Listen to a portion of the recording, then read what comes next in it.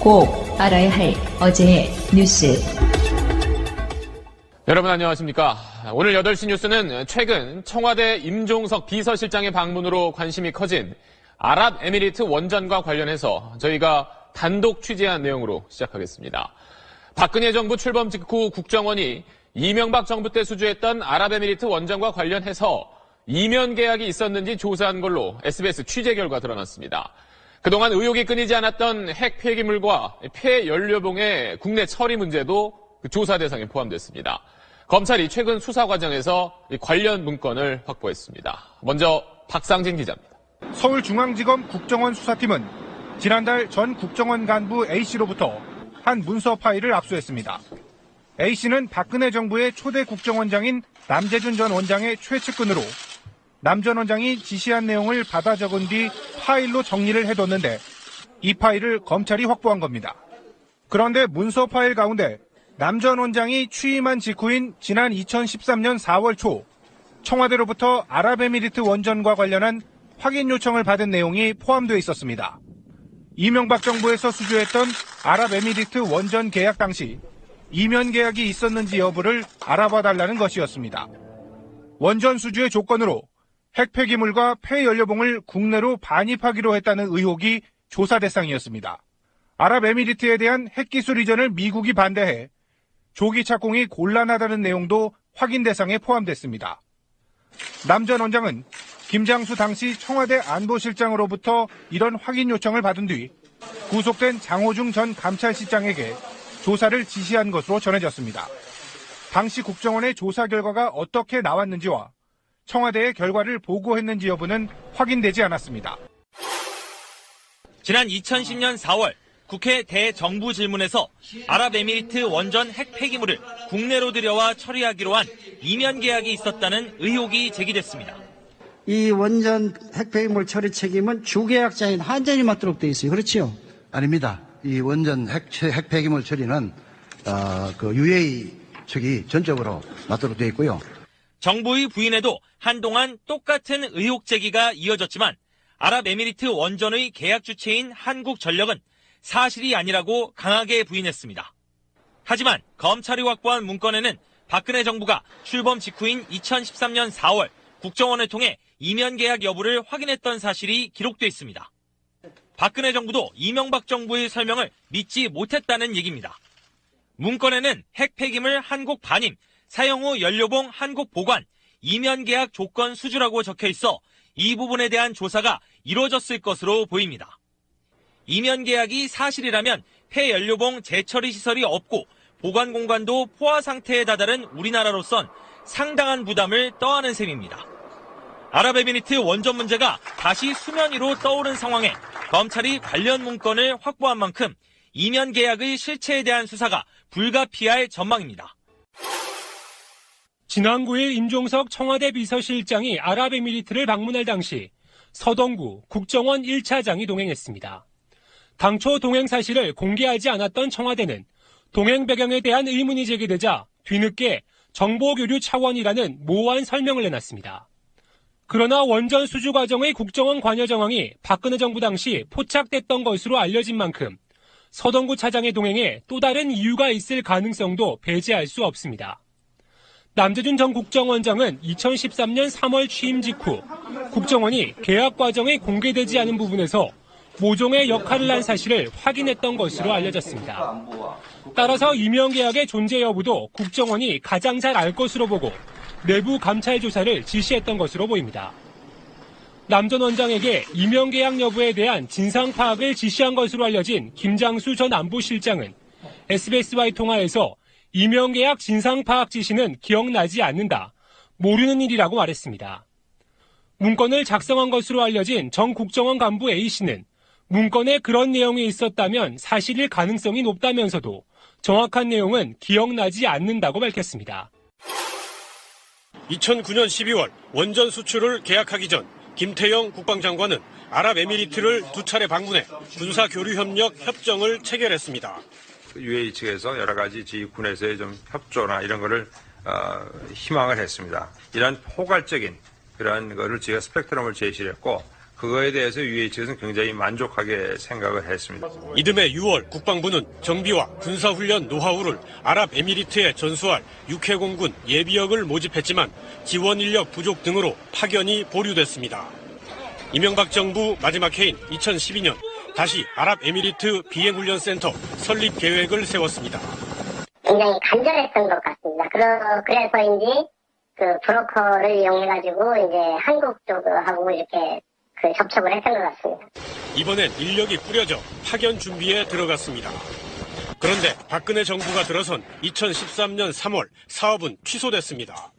2013년 3월 그 시기쯤 돼가지고 뭐 특별한 그 설명 없이 모든 것들이 종결됐다, 끝났다.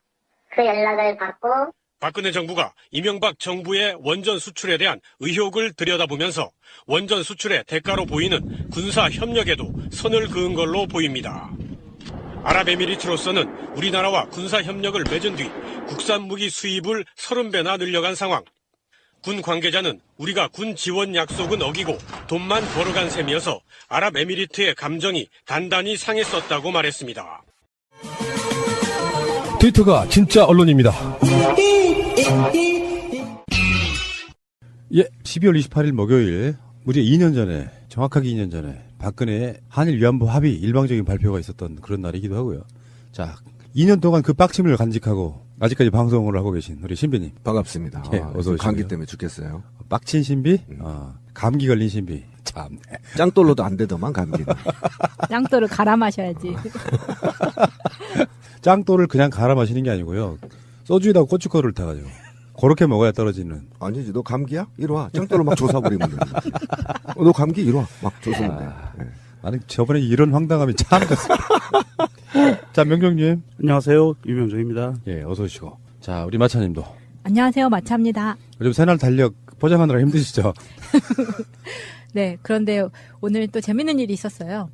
어떤 분께서 21,000원 입금하셔야 되는데 0을 하나 더 붙이셔서 21만 원을 입금하시는. 아, 그거 신비 주라고 이렇게 썼을 거예요. 아마 나머지는 신비 줘 이렇게 차비하라. 그래서 깜짝 놀라서 바로 연락드리고 나머지 금액을 돌려드렸습니다. 아이고, 그렇게 훌륭하신 분이.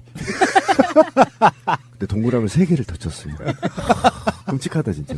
아이고. 또 어떤 분한테는 그게 생활비 보통 이제 여기 후원이나 뭐 이런 거 하시는 분들은 어떤 생활비 기준 이런 게 있기 때문에 만약에 21,000원 보낼 거를 21만 원 보냈다고 하면은 이분은 최소한 한 3, 4일은 굶으셔야 돼요. 이분은 굉장히 부자네.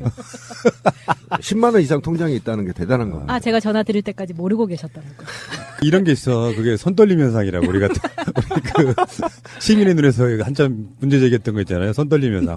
공 하나 더 치는 거. 근데 요즘에는요, 글자를 치시지 말고요. 송금할 때 10,000원 단위, 10만 원 단위 이걸 여러 번 누르면서 하는 게 있어요. 10만 원 4개 누르면 40만 원 이런 식으로 이렇게 다 그런 기능이 있기 때문에 그 기능을 쓰시는 건 어떨까 한번 알려드려 보고. 자, 어쨌건 오늘도 재밌게, 즐겁게, 많은 분들이 그러십니다. 신비님 나오는 방송이 제일 재밌다. 예. 아, 그래요? 재미는 있죠.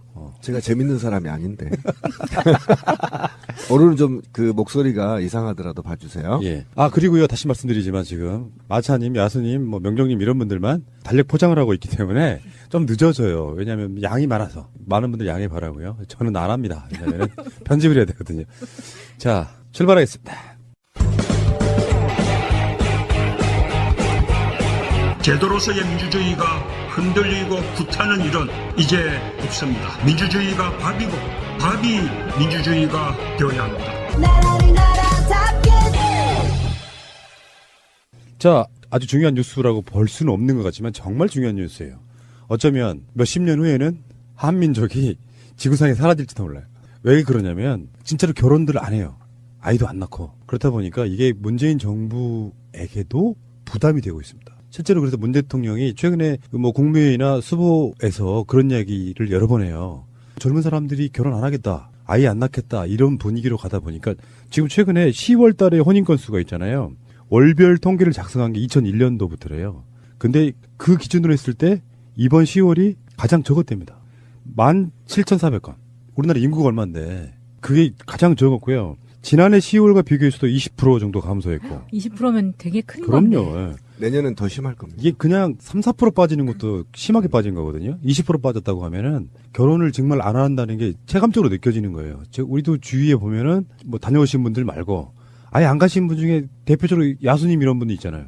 우리 패널들 중에 결혼 안 하고 지금도 이렇게 총각으로 또는 처녀로 계시는 분도 있잖아요. 결혼을 한다 하더라도 손해 마이너스 1 하나만 낳거나 저 같은 경우 우리 곰피디도 하나밖에 안 낳죠. 네, 그러니까 손해 보는 거죠. 그런데 이게 말이에요. 이게 기사가 좀 잘못됐습니다. 요즘 방송들이 생각 없이 쓰는데 아이 안 낳고 결혼도 안 하는 한국이 아니에요. 아이도 못 낳고 결혼도 못 하는 한국이야죠. 이해가시죠? 그렇죠. 예. 하고 싶은데 못 하는 못 거잖아요. 하는 겁니다. 사실. 안 하고 싶은 게 아닌 거죠. 그리고 꼭 결혼을 해야만 아이를 낳을 수 있느냐 이것도 바뀌어야 된다고 생각하는 그렇죠. 게 결혼하지 않아도 사실혼 아니면은 동거 예. 이런 뭐 프랑스처럼 팍스라고 하는데 그 정도만 유지를 하더라도 사실상 법적 가족으로 인정을 해주고 아이를 낳고 사는데 문제 없도록 그렇게만 해주면은 훨씬 이 출산율이 더 낮지 않을까. 제 여사친도 한 명 있는데 그분은 결혼 안 하고 아이만 낳았어요. 결혼하기에는 너무 두 가족을 차리기에는 비용이 많이 들어가니까 자기 능력껏 되는 만큼 아이만 하나 낳아서 키워요. 잘 키웁니다. 사실 이 결혼과 출산율의 문제는 이게 시대가 변해가면서 어쩔 수 없이 변해가는 양상이기는 해요. 어떻게 개인의 나의 행복을 추구하는 시대로 이제는 접어들었기 때문에 어찌할 수 없는 사회적인 현상이라고 우리가 인정을 하기는 해야 돼요. 그렇지만 아까도 얘기한 것처럼 먼 훗날 정말 그 인구 절벽이 심해져서 사회에서 노동을 할 수 있는, 그러니까 생산적으로 돈을 벌어들일 수 있는 인구가 너무 적으면 복지도 할 수가 없고 이제 아무것도 할 수 없는 세상이 올 수가 있어요. 그런다고 봤을 때 사실 정부나 국가의 기본적인 입장에서는 어떻게 하면 이런 결혼을 늘리고 출산율을 늘리고 할 것인가는 굉장히 심각한 고민 사항인데요. 사실 지난 9년 동안은 땜빵 처방, 그냥 생색내기 처방 외에는 없었다고 봐요. 가장 심각하게 출산율과 결혼율을 결정짓는 것 중에 하나는 사실은 크게 뭉뚱그려서 보면 복지거든요. 안정된 일자리, 그리고 주거 공간을 부담 없이 만들어낼 수 있는 주택에 대한 문제, 그리고 교육에 관한 문제. 이 문제들이 해결이 되면 물론 한꺼번에 치솟지는 않아요. 이게 10년, 20년 단위로 장기적인 과제로 이거는 서서히 변하는 것이라 이 세 가지 문제만 확실하게 결정이 되더라도 출산율과 결혼율은 같이 더불어서 올라갈 거라고 봐요. 거기에 더해서 중요한 것들이 여러 가지가 있죠. 정책적인 것들이 있는데 그중에 하나는 경력 단절의 문제, 여성 노동자들의 엄마가 되고 나서의 경력 단절의 문제,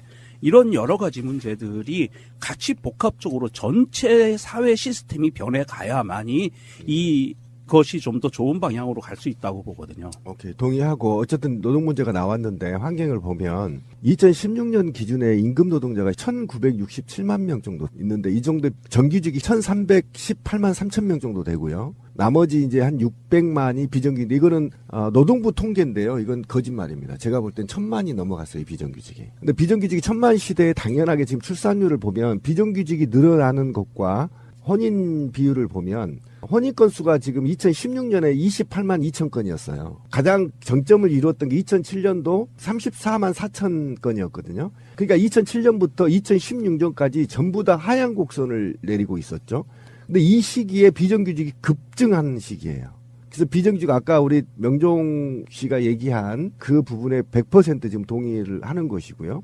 가장 큰 문제는 지금 이 결혼과 출산율의 차이가 있는데 출산율이 지금 2016년도 40만 명밖에 태어나지가 않았어요. 그죠? 그럼 15년도에 43만 명밖에 안 돼요. 13년을 거슬러 가면 43만 6천 명이죠. 가장 정점을 이뤘던 게 2007년도 아까 결혼 건수 높다고 했죠. 2007년도에 결혼 건수가 34만 4천 명이었단 말이죠. 그때 출생아 수가 49만 3천 명이었단 말이에요. 결혼율과 출산율이 비례하고 있다라는 거죠. 그러면 지금 16년 출산율이 40만 6천 명인데 2017년도 출산율이 얼마나 될까요? 지금 전문가들이 35만 못 넘는다고 한답니다. 그러면 16년에 비해서 거의 5만이 빠져버린 거예요. 그럼 그 추산치를 보면 지금 문제가 되고 있는 게 결혼 출산율이 좀 낮고 있다는 거예요. 그러면 비례로 같은 비례 방향으로 출산율이 떨어지고 있거든요. 이게 굉장한 큰 문제인데 이걸 뭐 전문가들은 드디어 무자식 상발자 시대가 왔다 이렇게 얘기를 하더라고. 굉장히 전문 용어를 쓰더라고요. 근데 어쨌든 이게 그러니까 아까 명중 씨가 얘기한 비정규직 시대 이게 사실 좀 우리가 딱딱하게 얘기하지 말고 한번 해보죠. 제 주변에요. 20, 30대들 삶이 얼마나 황당한지 한번 돌이켜봐야 될 것 같아요. 4년제 나오면 스카이 서울 인서울 하려고 난리가 나잖아요. 그럼 국립대 빼고 인서울 나오면 기본으로 빚이 얼마인지 아시나요? 3,500이에요 기본이. 깔고 오는 거야 깔고. 연리 3%짜리로. 깔고 온단 말이에요. 그러면 이들이 취직을 할 수 있느냐. 제가 분명히 말하지만 지금 10명 중에 4명이 취직을 못해요. 4명이 취직을 못하는데 이 4명들이 어떻게 할 거냐. 그럼 나머지는 비정규직으로 간다는 거 아닙니까?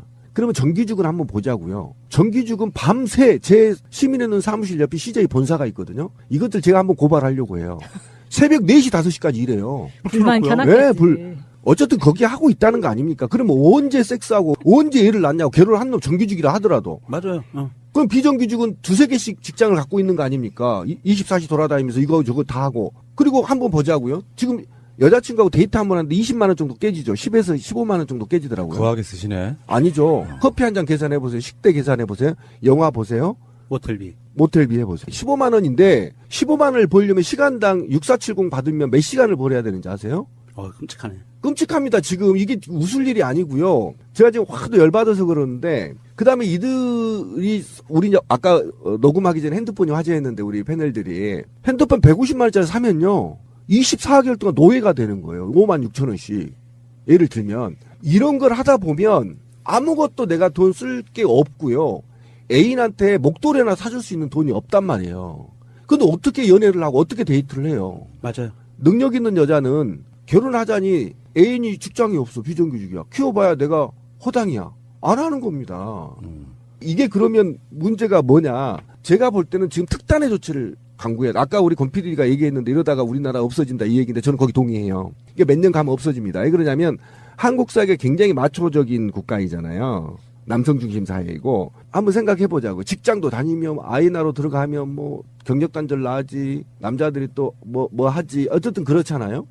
그럼 이거는 제가 볼 땐 특단의 조치는 뭐냐면요. 대학까지 다 무상 빨리 해야 됩니다, 지금. 그리고요, 그것만 해도 안 됩니다. 아이들이 결혼할 수 있는 돈이 없어서 키울 수 있는 바탕을 국가가 해주지 않으면 저는 지금 심각하다니까요. 올해 35만 명이라니까요. 뭐 한두 가지로 되는 문제는 아니고요. 예, 종합적인 대책을 지금 수립해야 된다. 우리가 정책을 엄청 연구하다 보니까 등록금 문제부터 시작해서 한두 가지가 아니라서 그런데 실제로 현실은 어떠냐. 얼마 전에 예산안 통과시킬 때 아동수당 그것도 5세까지 정도에 10만 원씩 주는 것도 또 몇 개월 딜레이를 시키는 알고 봤더니 아동수당이 없는 나라가 우리나라밖에 없었어요. 하다못해 후진국이라고 불리는 나라도 아동수당을 있습니다. 근데 10만 원 주는 것도 지금 특히 보수 수구 세력들이 그것을 이렇게 막고 있잖아요. 결국에는 솔직히 말씀드리면 이 인구 절벽은 그들이 만든 거예요. 맞습니다. 그들이 지금 온갖 겉에 반값 등록금 논쟁도 지금 시작된 지 언제예요? 아마 내년부터 바뀌는 부분이 분명히 또 있긴 한데 어쨌건 빨리 그러니까 우리가 막 적폐청산에 뭐네 하지만 사실은 우리나라가 좋은 나라가 됐다는 진짜 증거는 사람들이 결혼을 많이 하고 아이를 많이 낳게 되는 그런 시점까지 가는 거라서 당연히 그렇죠. 굉장히 많고요. 그런데 이거는 분명히 말씀드리지만 문재인 대통령이 할 수 있는 문제가 아니에요. 예를 들면 이번에 아동수당 얘기를 꺼냈는데 이때 정말 국민들이 짱돌 들고 나왔어야 돼요. 그래서 자유한국당 조사버렸어야 된다니까요. 이렇게 특단의 국민들의 요구사항이 집결되지 않고 위정자들이 뭐 해주겠지. 절대 안 바뀝니다. 두고 보십시오. 자유한국당 저렇게 도발하는데 어떻게 국회에서 통과가 됩니까? 앞으로의 추세 어떻게 될 것인지 추세 좀 보고 다음 이슈로 넘어가겠습니다. 지금 추세대로라면 올해 혼인 건수가 1974년에 25만 9,600건 이후에 43년 만에 최저치에 머물 가능성이 가장 큰데요. 올해 1월부터 10월까지 누적 혼인 건수가 21만 2,300건, 지난해 같은 기간에 22만 7,800건보다 6.8%가 줄어든 거거든요. 통계를 작성한 334개월 동안 혼인 건수는 2만 건 미만이었던 적이 총 14번 있었는데 그중 3번이 올해 7월, 9월, 10월이었습니다. 예. 그래서 아마 다음 대선쯤에는 대선 캐치플레이즈가요. 결혼하고 싶은 나라 뭐 이런 게 등장하지 않을까 싶어요. 10년 전이었던가요? 대선에 나와가지고 어떤 분이 그랬죠. 결혼하면 1억 준다고. 허경영 씨. 네. 알겠습니다. 잠시 후에 오겠습니다. 여보, 당신을 닮아서 아이들이 수학을 못하는 것 같아. 무슨 소리예요? 나 수학 정말 잘했다고요. 그 거짓말 실화냐? 그럼요. 수학은 자신이 얼마만큼의 실력인지를 아는 것이 중요해요. 이걸 메타인지라고 하는데 아웃풋 러닝 수학을 한번 가보세요. 오호, 인터넷 강의 계획 수립, 수강 여부, 수강 내용 등을 다 체크해주네. 그뿐만이 아니에요. 수학과 관련된 모든 질문에 대해 24시간 내에 유튜브로 답변도 해준다고요. 이제 수학은 티칭을 넘어 코칭입니다. 설명할 수 없다면 아는 것이 아닙니다. 아웃풋 러닝 opl.kr 0507-1303-1361. 요즘 대리운전 업계 어때요? 무한 경쟁 체제에서 굉장히 많은 어려움들이 있죠. 저는 잊을 수가 없습니다. 어떤 분이 찾아왔어요. 우리 방송 초창기 때 후원하고 싶다. 방송을 너무 열심히 하니까 후원하고 싶다고 찾아왔어요. 돈을 잘 버시는 분이었나 봐요? 아니요. 대리운전 사장님이었죠.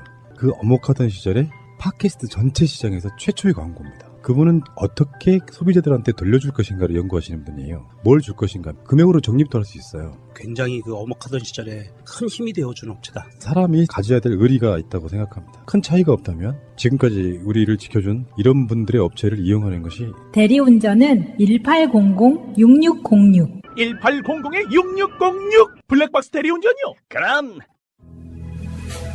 자기야, 보험 뭐뭐 들었어? 글쎄, 아는 사람 통해서 몇 개 들었는데 사실 뭔지는 잘 몰라. 마이 보험 체크에 일단 전화해봐. 1800-7917. 내가 든 보험이 나에게 잘 맞는 보험인지 진단해준다고. 물론 추천도 해줘. 그런 곳이 있어? 1800-7917? 나도 그곳에서 진단받고 나에게 꼭 맞는 보험으로 갈아탔지. 아무 보험이나 대충 가입할 것이 아니라 나에게 맞는 보험, 이게 중요하지. 1800-7917 주소창에 한글로 마이보험체크.com을 쳐보세요. 보험은 좋은 것입니다. 필요 없는 보험을 상세한 설계 없이 가입하는 것이 나쁜 것입니다. 우리 꽃님이 역시 똑똑해. 마이보험 체크에서 함께 일하실 분들을 모집합니다. What a wonderful world. 자, 여러분들께 좋은 소식과 나쁜 소식이 있는데 그중에 어떤 것부터 전해드릴까요? 좋은 것부터 하죠. 우병우 석방 시도 실패.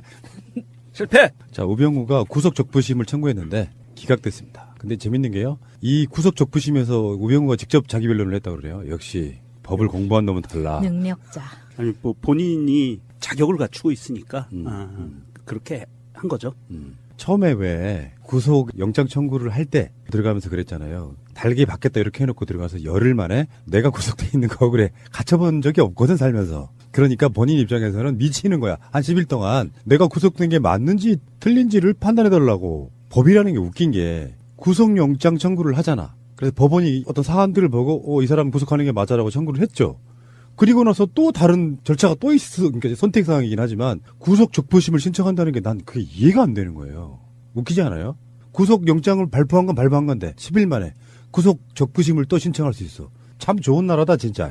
그러니까 그 말은 조금 이따도 나오겠지만 구속영장 절차가 불안하다는 걸 의미해요. 맞아요. 네, 불안하기 때문에 정식으로 재판부에 한번 이게 적합한지를 묻겠다는 거거든요. 그러니까 그 제도는 괜찮은데 법원 스스로도 또 수석으로 합격했던 우병우가 보기에도 사전 구속영장 제도 자체에 문제가 있고 허술하다. 보니까 어쨌든 서울중앙지법에 보니까 3명의 영장 전담판사가 있잖아요. 그러니까 그 제도의 자체에도 불만이 있고 그에 대해서 자기가 법원이 잘 알기 때문에 부당하다라고 해서 했지만 국민 정서를 굉장히 무시한 처사고요. 그리고 이렇게 왜 어차피 구속될 놈인데 이렇게 하는 거냐라고 생각해 보면 사실은 이들은 국민의 심리를 아는 아이들이에요. 그래서 과연 얼마나 국민이 적대적 감정이 어느 정도 수치인가를 계속 도발하는 거죠. 그래서 한 번은 기각을 해보면 국민들의 분노가 어느 정도 게이지가 올라와 있는지를 체크하면서 민감하게 반응하면서 자기들의 식구들을 감싸주려고 하는 하나의 프레임이라고 보시면 됩니다. 근데 다행히 신광열 판사가 구속 적부심을 맞지를 않았어요. 우병우와 같은 고향 경북 봉화라는 이유 그리고 서울대 법대 사법연수원 동기 그래서인지 구속 적부심 청구는 기각됐는데 이우철 부장판사 이 사람이 이제 그걸 기각했어요. 그러니까 어쩌면 이건 뭐 가정은 필요 없지만 신광열이었다면 구속 적부심이 받아들여졌을 가능성도 있어요. 그랬을 가능성도 있습니다. 예. 자, 그러면 나쁜 소식. 참, 네. 지금부터 이제 본격적으로 까드리겠습니다. 예. 조윤선의 구속영장이 기각됐습니다. 이제 보통 예전 같으면은 법원의 판단을 존중하고 이런 개소리 했을 텐데 검찰도 이건 너무 형평성에 어긋난다라고 강력하게 반발하고 있는 중이거든요. 근데 또 여기서 많이 들어본 이름 기각요정? 오민석. 오민석? 아, 나 진짜 뭐라고 그랬죠? 수수된 금품의 뇌물성 등 범죄 혐의에 대해 다툼의 여지가 있고 수사 및 별건 재판의 진행 경과 등에 비춰 도망 및 증거 인멸의 염려가 있다고 보기 어렵다. 정말 낯익은 그 표현들이에요. 다툼의 여지가 있고 도망 및 증거 인멸의 염려가 있다고 보기 어렵다. 이것들에 대해서 실질적으로 어떻게 지금 이 용어가 쓰이고 있는지 좀 설명 좀 해주십시오. 다툼의 여지가 있다라는 뜻은 구속영장을 심사하는 판사들이 보기에는 피의자의 변명이 그래 심적으로 수긍할 만해 이게 이상해요. 그다음에 도주의 우려가 없다. 향후 재판에서 실형 선고가 예상될 정도로 혐의가 중한 부분이 없을 수가 있다. 이런 뜻이거든요. 그러니까 더 쉽게 얘기하면 이런 거예요. 무죄 선고 가능성이 있다. 네. 그렇죠. 다툼의 여지라는 것이 다른 게 아니고요. 무죄 선고의 여지가 있다. 정식 재판에서. 그러기 때문에 신체를 구속하지 않는 상태에서 자유롭게 재판을 받을 수 있게 하는 것이 맞다. 이렇게 판단한 겁니다. 아니 이게 원래 헌법 정신에 의하면 불구속 수사가 원칙인 거는 맞습니다. 그것이 법원 전체가 대한민국 형사법 전체가 그 관통하고 있는 법 정신이고요. 불구속 수사가 원칙인 것은 맞는데 그런데 정말 중요한 거는 이겁니다. 불구속 수사의 원칙은 맞지만 국기를 흔들 만한 대한민국의 정체성을 흔들 만한 이런 어떻게 보면 반역자의 행태를 보인 사람들에게까지 불구속 수사의 원칙을 세워서 판단을 해야 되겠느냐. 첫 번째. 이거는 국민들의 법감정에 어울리지 않아요. 자, 보자고요. 제천 화재 사건의 빌딩주 구속됐죠. 자, 조윤선보다도 더 흉악한 사람일까요? 그렇지 않다고 봐요. 이 사람이야말로 명확하게 객관적으로 보면 제천 화재 빌딩주가 과연 대한민국 사법체계에서 대한민국의 경찰을 피해서 국외로 도주할 수 있을 만한 역량을 가진 사람일까요? 그렇지 않다고 봐요. 그런데 조윤선은요, 권력의 핵심에 있었던 사람이에요. 얼마든지 해외로 도망갈 수 있는 능력을 갖고 있는 사람입니다. 그러면 도주의 염려가 있다고 봐야 돼요. 이거 그냥 단어 그대로 보면. 그리고 이 조윤선의 밑에서 업무 지시를 받았던 사람이 이미 구속되어 있는 상태예요. 그러면 그 위에 있는 사람이 어떻게 보면 같은 죄의 형량을 놓고 보더라도 구속되는 게 맞아요. 그런데도 불구하고 조윤선은 계속 구속기각이 나오고 1년 실형의 집행유예를 받아서 풀려나오고 이런 상황이란 말입니다. 자, 이거는 첫 번째는 국민 법감정에 어울리지 않는 판단을 구속영장 전담 판사들이 해버린다. 본인들의 의지에 따라서 해버린다라는 거고요. 두 번째는 판사들이 보기에 A, B, C 범인이 있는데 같은 울타리 안에서 공범의 죄를 저지른 것과 마찬가지인데도 불구하고 누구는 구속, 누구는 불구속으로 판단을 한다. 그런데 굳이 이게 보면 유독 우병우와 조윤선에 그게 집중이 됐었어요. 불구속이라든지 선처해주는 게. 이거는 뭔가가 좀 문제가 좀 심각한 문제를 갖고 있는 거예요. 사법부내. 그러니까 어쨌든 오민석 판사는 조윤선을 유리공주로 봤던 거예요. 판결문을 보니까. 유리공주로 본 이유는 뭐냐면 비서가 갖다 주니까 받았다. 자기는 모르고 받았다 이런 거거든요. 주장이. 그건 박근혜 논리잖아요. 그러니까 그래서 유리공주를 만든 겁니다. 지금 유리공주를 만들었는데 그게 이제 이게 같은 사법부 내에서도 얼마나 이게 황당한 거냐. 아까 우리 명종 씨가 얘기했는데 김기춘이 지금 3년형을 받았고요. 자기 상관이었었죠. 김종덕 전 문화부 장관 전직 장관이 2년을 받았어요. 그다음에 정관주 전 1차관이 1년 6개월을 받았어요. 신동철이 전 정무 비서관이 1년 6개월을 받았거든요. 그다음에 김상률이 1년 6개월 받았죠. 조윤선이 집유 2년, 1년에 집유 2년을 받았어요. 그다음에 김소영이 1년 6개월 받았거든요. 그런데 이 사람들 다 구속됐어요. 근데 조윤선만 안 된 거야. 그렇다고 치면 지금 오 판사가 국민들한테 설명해야 될 건 뭐냐면 그러면 같은 죄목으로 돈을 갖다 준 놈은 구속이 돼 있는데 받은 놈은 왜 구속을 안 시켰느냐. 이게 아까 그래서 명종 씨가 얘기한 국민 정서에 너무 멀었다는 거죠. 이게 바로 유리공주론에 이제 들어가는 겁니다. 사법계의 미인. 나름 사법계 내에서는 그렇게 통해요. 그래서 무한 배려를 지금 해주고 있다. 오민석이 지금 네티즌들이 지금 분노하고 있는 것이 저는 그게 이지매가 아니라고 생각합니다. 분명히 말하지만 그 여지가 있다. 왜 그러냐면 그러면 다른 구속자들도 풀어줘야 돼요. 그렇죠. 네, 풀어줘야 되는데 그렇다고 치면 이렇게 봅시다. 국정원이 돈을 상납한 문고리 3인방 다 구속돼 있는데 엄밀히 제가 얘기해 볼게요.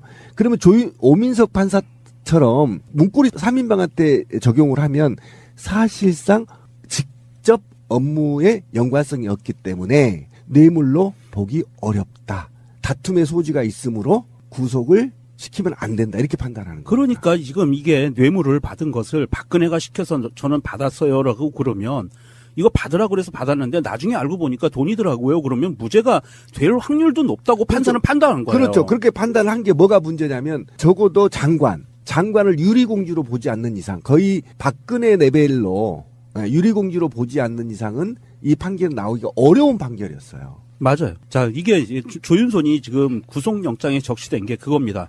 국정원으로부터 매달 500만 원씩 5천여만 원의 돈을 받았다. 이걸 이제 뇌물로 본 거거든요. 업무상 뇌물로 본 거고, 두 번째가 보수단체들한테 돈을 지원해서 보수단체들이 데모하는데 쓰게 만들었다. 그렇죠. 이게 직권남용이거든요. 이 두 가지 죄를 적용한 건데, 자, 공무원들 입장에서 가장 흉악한 범죄는요. 공무원이 저지르는 죄 중에 가장 흉악한 범죄는 뇌물 받는 거예요. 그리고 직권남용이에요. 이거 외에 더 흉악한 범죄가 있나요? 공무원 범죄 중에? 그런데도 불구하고, 그리고 능력이 있는 사람이에요. 무슨 말이냐면 장관을 했던 사람입니다. 권력의 핵심에 있었던 사람이에요. 이런 사람이 증거 조작이나 말맞추기나 이런 것을 할 염려는 어마어마하게 많다고 봐야 돼요. 우리 일반 서민들은요. 검찰에 불려가면 사신하면 떨듯이 떨지만 이런 사람들은 안 그렇거든요. 별거 아니라고 생각을 해요. 그리고 자기한테 유리한 얘기만 하지 절대 떨지 않습니다. 이런 사람들을 상대로 판사가 아무리 미인계에 넘어가도 그렇지 이거는 말이 안 되는 거예요. 그러니까 아까 말한 대로 그게 돈이 받는 것뿐만 아니라 조윤선이 제가 지금 허현준 전 청와대 국민소통비서관하고 함께 정경련을 압박해서 31개 보수단체 35억 원을 지원토로 강요했거든요. 이게 밝혀졌잖아요. 밝혀진 상황이에요. 네, 밝혀진 건데, 근데 이 사건에 대해서 왜 오민석 판사는 우병우도 사실은 이제 기각 한 차례 했었던 거잖아요. 그 다음에 추선이도 지금 구속이 안 됐어요. 예, 네, 추선이 구속 안 됐습니다, 지금. 그 다음에 이어 조윤선까지 지금 영장을 기각시켰거든요.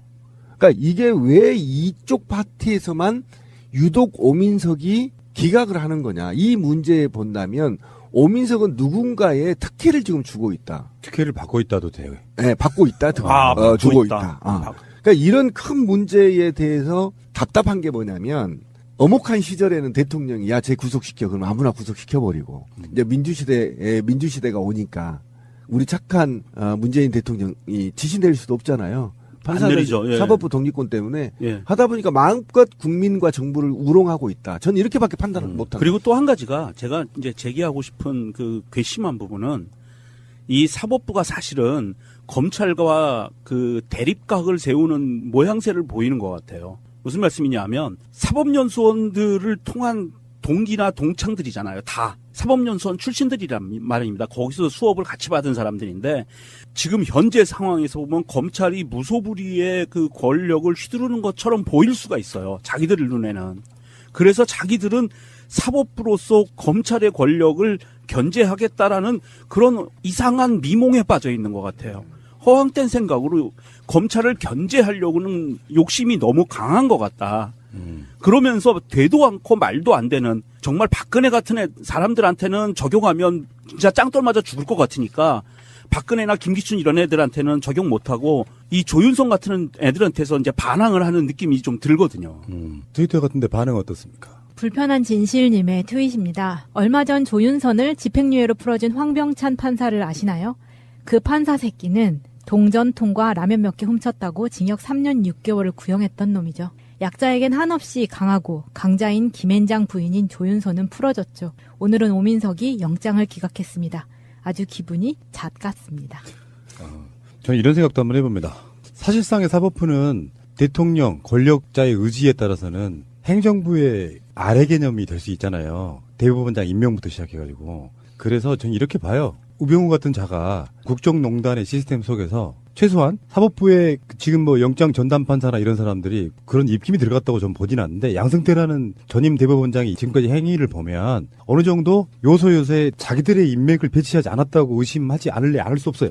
사실상 그렇죠. 그렇잖아요. 네. 그러니까 그 부분에서 뭐 사법부의 판단이 개지랄이고 같은 법을 놓고 이렇게 형평성도 어긋나고 검찰도 아무리 검찰 측이라고 하지만 법에 그렇게 벗어난 영장 청구나 이런 거 안 하거든요. 지금 저는 오민석이 문제라고 봐요. 근데 이 문제는요, 우리 명종 씨가 잠깐 얘기를 했는데, 이 문제는 그냥 형사사건이 아니에요. 국정농단 사건이고요. 그리고 탄핵이 됐던 사건입니다. 엄중하게 그 책임을 물어야 될 사건이 일반 그냥 뇌물수수가 아니에요. 근데 적폐청산 영장 기각률이 75%가 그렇게 된다고 됩니다. 하는데 일반 기각률 23%에 비해서 3배나 높은 거예요.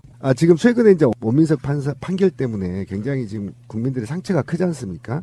그래서 지금 그 무슨 대안이 뭐냐. 그러니까 서울중앙지검 판사가 3명이서 이 모든 걸 다 감당하는 게 맞는 거냐. 그럼 판사가 아무리 내부에 지침이 있다 하더라도 구속영장 집행이 비문으로 있거든요. 그러니까 그것과 관련해서 있다 하더라도 이게 지금 판사 마음대로 3명이서 할 수 있는 거냐. 나는 지금 문제를 제기하고 있는데 이것은 분명히 말씀드리지만 방법이 선진국에서 있어요. 그러니까 구속영장 적부심이나 이런 것들을 배심원제로 돌리면 쉽습니다. 국민 20명이요 밤새워서 이걸 심의하는 겁니다. 집단지성을 이용해서. 왜 그걸 안 하는 전 이유를 모르겠고요. 이 중요한 사항을 대해서 판사 한 명이서 마음대로 그 판사가 신입니까? 민주주의는요. 민주주의 사법부는요. 반드시 시스템으로 움직여야 됩니다. 20명이 함께 판사와 머리를 맞대고 이것이 옳은지 그른지를 판단해야 되는 시스템이 있음에도 불구하고 도입 안 하는 것. 이것이 바로 기득권을 유지하는 것이다. 이걸 빨리 개선해야 된다. 그러니까 신빈이 말씀처럼 농담처럼 짱돌이 아니고 그런 좋은 제도가 있어요. 그럼요. 배심원으로 하면 됩니다. 예. 예. 그리고 이렇게도 한번 볼 수 있죠. 그러니까 뭐 최근에 김관진 풀려나고 뭐 김태효 구속 안 되고 뭐 여러 가지로 풀려난 사람들이 되게 많잖아요. 그게 주는 영향을 생각해 보면 더 끔찍해요. 왜 그러냐면 봐라, 니들이 지금 무리한 적폐청산 수사하고 있다는 역풍을 불게끔 해주는 아주 굉장히 중요한 요소 중에 하나가 그렇죠. 되어버렸거든요. 네. 그런 측면을 우리가 생각해 본다면은 뭔가 정말 잘못된 부분이 있는 건 맞다 이렇게 말씀드리고 싶고요. 잠시 후에 다시 오겠습니다. 사이버사가 2012년 총선 때 30일 작전이라는 걸 했다는 문건이 국방부에 의해서 지금 공개가 됐어요. 30일 작전. 근데 이거 정말 재밌어요. 이거는 뭐 국민을 간첩 세력으로 보고 단계별로 뭐를 해야 된다고 하는 그 치밀한 작전이 나왔는데 2012년 4월 11일 총선을 한 달 앞두고 국군 사이버사령부를 동원해서 정부 비판에 대응하고 치적을 홍보하는 30일 작전. 이 문건이 김관진은 지금 석방됐는데 이 주도자가 김관진이고요. 전체적인 시스템은 청와대가 지금까지 이러이러한 작전을 잘했으니 치하하지만 조금 더 면밀하게 또 대응 방안을 보고하시오 하면은 국방부, 정확히 말하면 사이버사에서 김관진을 통해 가지고 또 어떤 계획을 수립해주고 이런 관계가 있어요. 주간 단위로 성과형 임무 수행을 했는데 이 단계별로 있어요. 주간 단위가. 1단계. 3월 12일부터 18일까지를 북한 개입을 경고하는 1단계로 설정을 했고요. 이게 무슨 민방위훈련도 아니고. 다음에 2단계. 3월 19일부터 25일을 종북 위협 전파 주간. 예. 3월 26일부터 4월 1일까지를 중도 오염 차단. 이게 정말 빡치더라고. 그러니까 선거에 국민들이 움직이잖아요. 중도와 보수와 진보가. 근데 중도가 좌파들로부터 오염되는 것을 차단하는 주간이라는 거야. 그리고 총선 전주인 4월 2일부터 8일은 우익 결집 보호 주간. 그리고 4월 9일부터 총선 당일까지 3일 동안을 흑색 선전 차단에 집중하기로 한 것입니다. 정말 웃기지 않아요. 이게 뭐 우리 국민 알기를 거의 뭐로 알고 있는. 이 중도 오염 차단이란 말이 정말 이게 섬찟하네요. 섬찟하죠. 태어나서 처음 네. 들어보는 말인데. 그러니까 이게 지금 그 얘기죠. 중도층이 진보 민주 세력들한테 오염되는 걸 막겠다는 거죠. 지금 이 예. 뜻이. 정보 확산을 막겠다는 거예요. 그러니까. 예.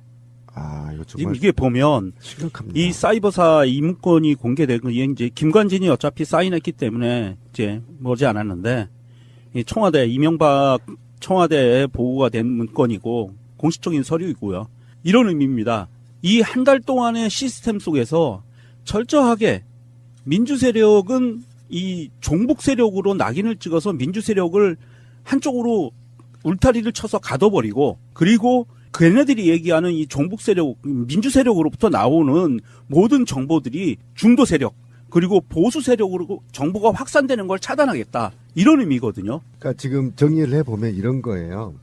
1단계는 북한군을 끌어들입니다. 그죠? 그렇죠. 2단계는 이 북한군이 남한을 위협한다는 걸 전파해요. 그 다음에 3단계는 민주 진보 정책이 중도층을 설득하고 확산될까봐 이거를 오염으로 평가를 했고 이 오염을 차단하는 겁니다. 그러면 이제 여기에 간첩, 좌파 정책은 간첩이 사회를 혼란하기 위해서 만든 거다 이렇게 이제 홍보를 했겠죠. 그 다음에 4단계는 이제 우익을 결집시키는 겁니다. 간첩을 빌미로 우익을 결집시키죠. 그 다음에 5단계는 흑색 선전을 차단하는 겁니다. 이 흑색은 이 아이들이 볼 때 흑색이고요. 우리가 볼 때는 실제 부정부패의 의혹을 차단하는 겁니다. 이게 맞죠? 예. 네. 그 다음에 마지막 단계로 가서는 결국은 중도층을 끌어들여서 총선에서 이기려고 하는 술책이 보여서 결국은 새누리당이 당시 새누리당이죠. 예, 그래서 새누리당이 다수당으로 차지하는 계기가 됐던 겁니다, 이게. 그러니까 결국은 이게, 우리 국민들이 그동안에 고민하고, 의혹을 제기했던 게 사실로 문건으로 밝혀졌고 이것이 김관지 국방부 장관이 사인 친필이 있다는 겁니다. 맞죠? 이건 이제 빼도 박도 못하는 증거가 나온 거고요. 이거는 선거 개입. 그러니까 국가기관이 선거에 개입을 했다라는 그 증거 자료이기도 하고요. 여기 이 문건에서 나오는 게 웃기는 게 있습니다. 사이버서가 뭐 하는 데죠? 사이버 세계에서 인터넷이나 컴퓨터 이런 정보 세계에서 대한민국의 안보를 지키겠다라고 하는 게 사이버사의 목표예요. 대한민국의 안보를 위해서 대한민국의 안보는 외부로부터 들어오는 그 위협 그리고 내부에서 문제가 될 수 있는 부분 그런 부분들인데 이 문건에서 나오는 게 웃기는 말이 이겁니다. 한 명의 간첩이 100명의 종북 세력과 10,000명의 좌파를 만든다. 이 논리대로라면 그러면 국방부 사이버사나 국정원에서는 북한에 한 1,000명의 간첩만 보내면 북한을 무혈 점령할 수 있다는 거예요. 그런데 그거는 안 하고 내부에서 북한에서 한 명의 간첩이 내려오면 여기에 물든 사람이 10,000명이 생기니까 우리가 이거를 내부를 단속을 해야 돼. 그리고 우리 편을 지켜야 돼. 라는 것을 선거직 한 달 동안 집중적으로 사이버상에서 이 여론 작업을 벌였다는 거거든요. 그 선거 때요. 그 선거가 4월 11일 날 이게 19대 국회의원 선거인데 2012년 4월 11일 날 치러졌던 선거에서 이것 때문에라고 뭐 다 설명할 수는 없겠지만 당시 새누리당이 152석 얻었고요. 그렇죠. 다음에 민주통합당이 127석, 그리고 통합진보당이 13석, 자유선진당이 5석, 무소속이 3명 의석을 가졌던 바로 그런 선거인데 충격적인 게 이런 거였어요. 한 명의 간첩이 100명의 종북 세력과 10,000명의 좌파를 만든다. 그러니까 이 진보 민주 세력이 있는 사람들은 다 간첩한테 세뇌 교육 받은 사람들이다. 예. 이게 단적으로 이거 종북 세력이다. 이렇게 얘기하는 거죠. 그래서 지금 박사모 집회에 보면 문재인 대통령을 간첩이라고 써갖고 다녀요. 제가 그 이야기를 왜 하냐면 네. 지금 뭐 한 명의 간첩, 100명의 종북 세력, 10,000명의 좌파 이렇게 하는 거는 이 사람들은 자기들의 불법성을 피해가려고 나름대로 머리를 쓴 거예요. 실제로 간첩이 어딨어.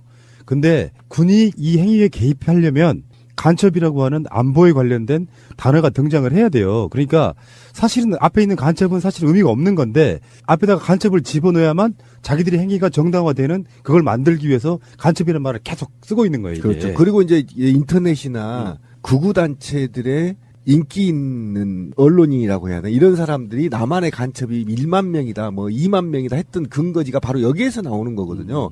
그리고 각종 집회에서 극우단체 집회에서 누구 간첩이다 누구 간첩이라고 얘기한 게 이렇게 군이나 국정원이 이렇게 허위사실을 유포하고 그 허위사실로 세뇌가 된 사람들로 인해서 지금 국가가 분열의 열병을 앓고 있는 거 아닙니까? 이게 이제 범국민적으로 저는 대응을 해야 된다고 생각합니다. 왜 그러냐면 국정원과 군 사이버 사령부가 세뇌시킨 일반 국민들이 지금도 길거리에 나와서 현 정부가 간첩 정부다니 어쩌니 이렇게 호도를 하고 있기 때문에 이 문제는 국가적 범 차원에서 다뤄줘야 된다. 방송이고 그다음에 이 전면적인 수사를 통해서 이들이 어떻게 더 점조직으로 움직이고 있고 그리고 이들이 지금은 향후에는 하지 않는 것인지 향후에도 이런 범죄가 내년 지방선거 이 범죄를 하지 말라는 법이 있나요?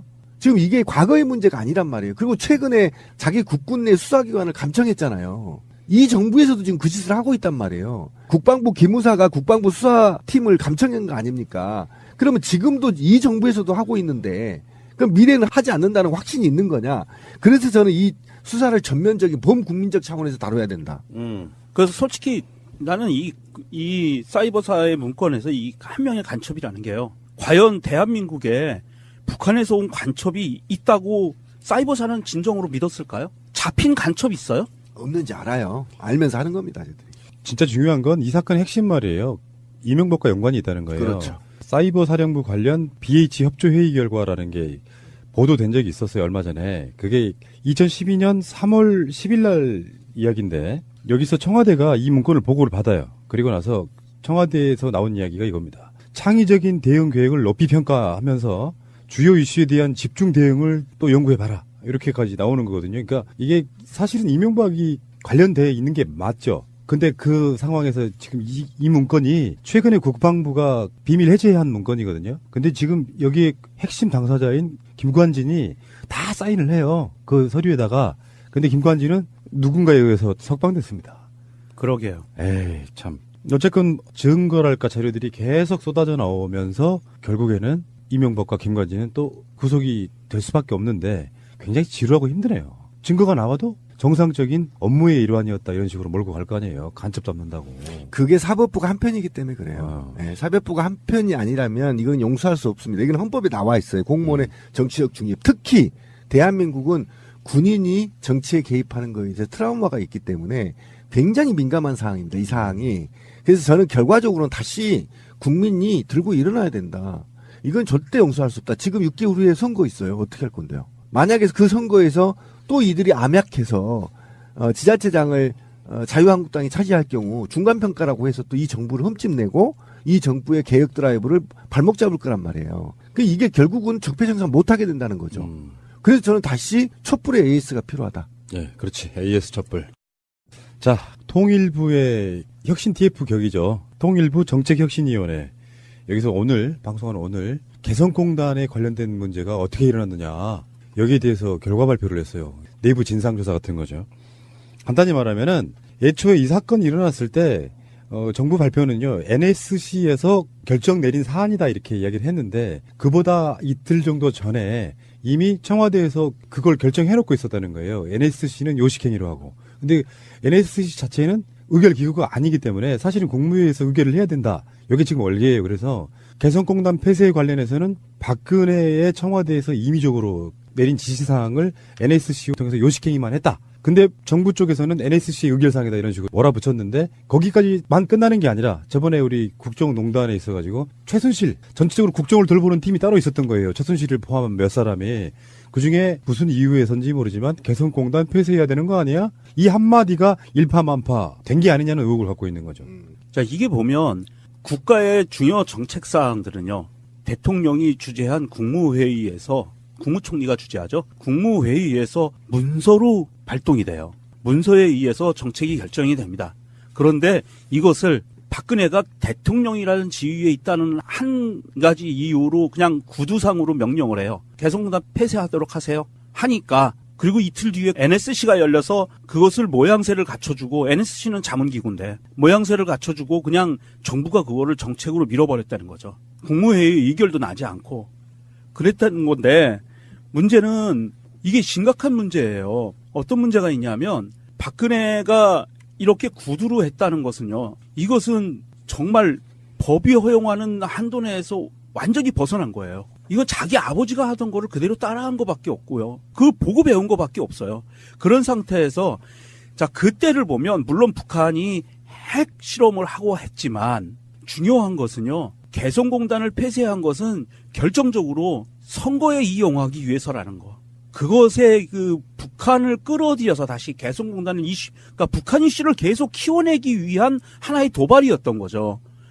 대한민국의 수많은 이익과 중소기업들의 이익을 다 그냥 포기하면서 선거에 모든 것을 집어넣고 본인이 코너에 몰리는 것을 벗어나고자 그냥 하나의 사건을 이건 부풍 사건의 확대된 측면이라고 봐요. 이것도 일종의 부풍 사건으로 그냥 하나의 사건을 없는 사건을 만들어 버린 거예요. 그러니까 이 조치가 있고 나서 두 달 있다가 20대 총선이 그렇죠. 된 거거든요. 아까 제가 그런 얘기 하나 드리고 싶어요. 국정농단. 정확한 의미를 아시는 분들이 많지가 않더라고요. 권력 자체를 거의 한두 사람이 좌지우지하는 걸 농단이라고 해요. 그렇죠. 국정농단의 대표적인 케이스. 정말 면밀한 분석에 의해서 이루어졌다기보다는 폐쇄하지 뭐 한마디 정도로 이렇게 이슈가 돼서 막 극렬하게 대립을 하게 되면 선거에 훨씬 유리할 거야. 그렇죠. 분위기 확 잡아가는 거죠. 근데 이제 그 결과가 이제 증명이 되는 게 뭐냐면 장시호가 법정에서 통일 대박론은 최순실 이모의 말이다. 라고 분명히 증언을 했단 말이죠. 그러니까 지금 이 말이 있고 그러면 통일 대박론이 어째서 나왔느냐라는 근거는 최순실이 우주의 기운을 받은 거 아닙니까? 그러니까 우주 기운을 받으면 개성공단을 폐쇄하면 북한이 붕괴되니 그때 우리가 올라가서 대박 치자 이 논리잖아요. 남한이 미군을 앞세워서 북한을 무력으로 통일시키겠다는 그 북진 통일을 통해서 무력으로 통일을 잡겠다는 최순실의 우주 영적론이 이 개성공단을 중지시켰다는 게 지금 중론이잖아요. 그죠? 그러니까 그러면 아무 생각 없이 박근혜가 최순실로부터 전화 받고 언니 통일 대박이야. 빨리 개성공단 폐쇄해. 이렇게 하니까 NSC 국가 시스템으로 걸치지 않고 그냥 전화로 비서실장한테 야 폐쇄시켜. 이렇게 하니까 NSC 개최해서 폐쇄돼버린 거죠. 이런 게 지금 이제 밝혀지고 있다는 거 아닙니까? 남북 관계는 지난 70년의 염원, 그 다음에 한반도와 한국인들의 오랜 염원이죠. 그 다음에 더 나아가 동북아 평화를 위해서 굉장히 중요한 정책이고 하나하나의 북한과의 관계가 엄청난 대한민국 남한의 국민들의 삶에 영향을 주고 있단 말이에요. 그러니까 이렇게 주는 삶을 최순실 전화 한 방에 개성공단을 폐쇄해버리고 그리고 그것을 이용해서 지난 총선에서 종북몰이를 해대는 것. 이거는 사실상 제가 볼 때는 어떻게 얘기할까요? 이거는 있을 수 없는 일이에요. 거의 친위 구테타 수준이고요. 네, 구테타 수준. 이게 저는 이제 약간 할 말이 없습니다. 네, 여기서 약간 좀 사안을 틀어서 보는 게 이게 최순실이 한 거라고 보지는 않아요. 개성공단 폐쇄는 사실은 최순실의 작품이라기보다는 저는 다른 시각으로 봅니다. 이거는 그 당시에 집권 세력과 청와대죠. 그 다음에 현재 자유한국당 세력들, 그 당시에 새누리당 세력들의 연합 작품이다라고 봐요. 총선에서 이기기 위한 작전이었다고 보고요.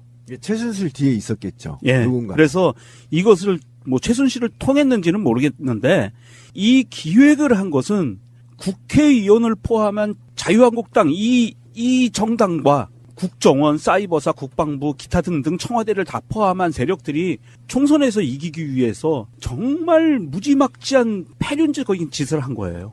이거는 친위 구테타 버금간다고 봐요. 어쨌든 지금까지 밝혀지고 있는 것은 최순실이 전화 한 방에 개성공단이 폐쇄됐다는 것은 지금 하나둘 밝혀지고 있는 겁니다. 그러니까 그 뒤에 배경에 최순실 뒤에 배경에 정치적인 어떤 암투가 있었는지 모르겠지만 대통령이 남북 관계에 있어서 신중하지 못하고 최순실의 말 한마디에 폐쇄했다는 게 지금 밝혀지고 있기 때문에 이거는 제가 볼 때는 거의 강함으로 해서 능지처참을 해도 역사의 죄를 갚지 못할 중범죄입니다.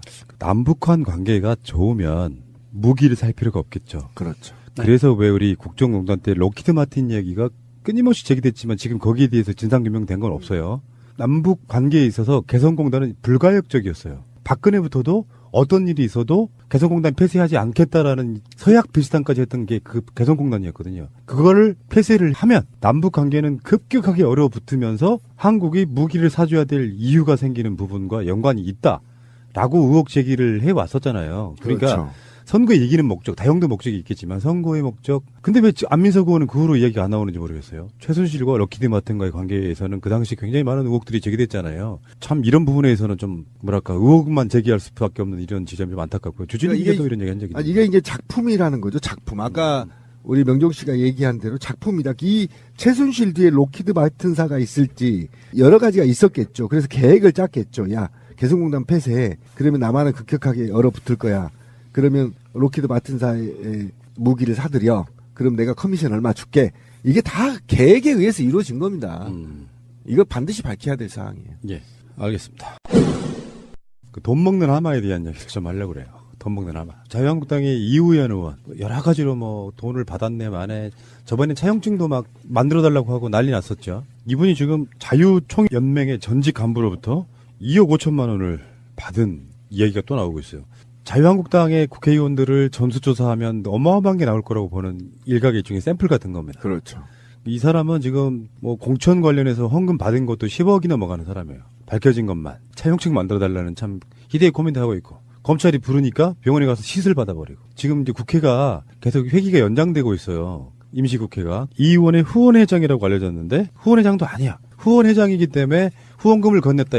사실은 그런 경우가 아니라면 이 경우는 그런 경우죠. 뇌물을 주고 반대로 무언가를 봐준 그런 케이스라고 봐야겠죠. 지금 이 의원도 그렇고요. 우리가 얼마 전에 방송으로 이야기했던 서청원 건도 그렇고 닥치는 대로 검은 게이트와 연관이 있다는 거잖아요. 저번에 그 야수님 증언에 의하면은 각종 제보가 다 서청원이 뭘 해먹었다 이야기하는 것처럼 대체 이 사람들을 얼마나 썩었는지를 단적으로 이 의원이 누군지 아세요? 여러분 이 사건 나기 전에 이름 들어본 적이나 있어요? 몰랐죠. 그러니까 지역이나 어디서 요소에서 관련돼 있는 상임위나 있으면서 지역으로부터 관련 상임위에 있는 기업들로부터 엄청나게 뭔가를 받아 챙겼던 아니 시대가 어떤 시대인데 이런 자들이 버젓이 지금도 국회에 있냐고요. 돈이나 받고.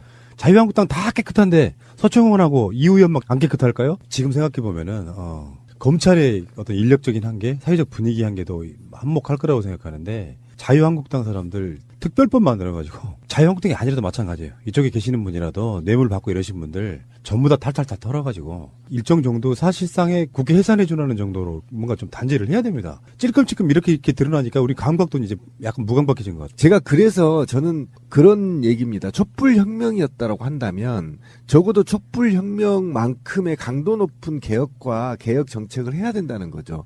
이 국민들의 정서가 지금 법원에 전달되지 않고 있는 이유는 분명히 말씀드리지만 대한민국은 상위 1%가 국가 권력을 다 장악해 있기 때문이에요.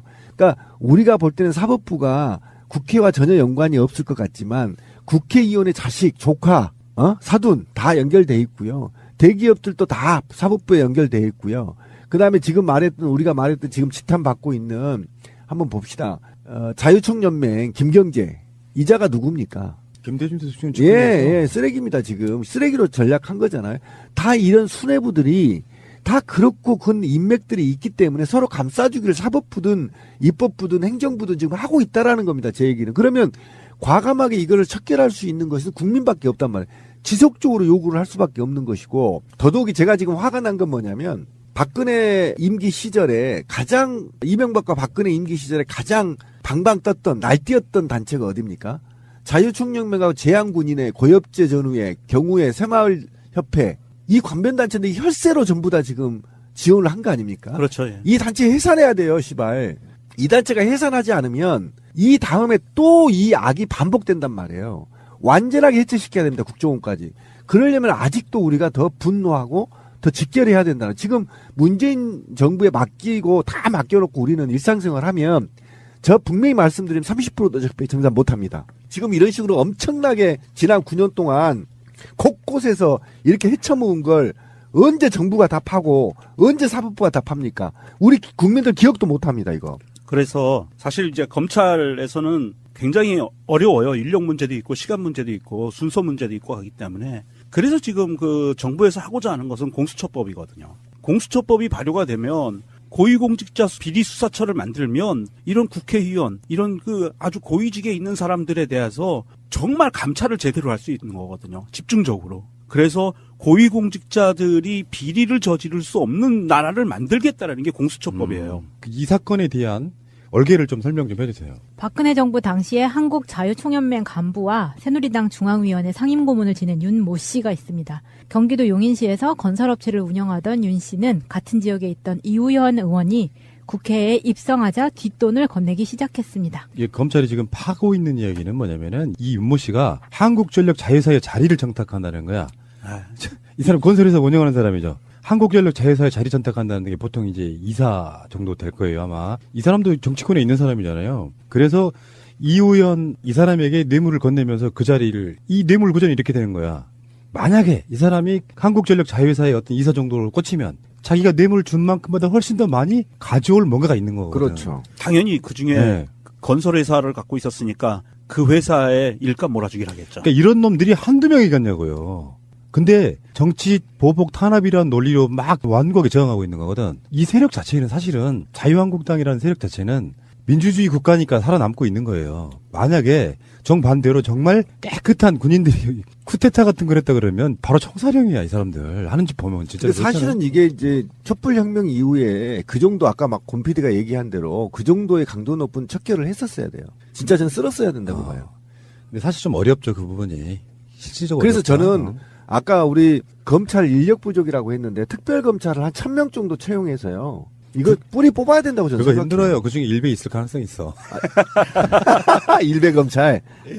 아이고. 자, 알겠고요. 정말 씁쓸한 어떤 단면을 보는 영양가 있는 이야기는 앞에 결혼 안 하는 사람들 얘기였던 것 같아요.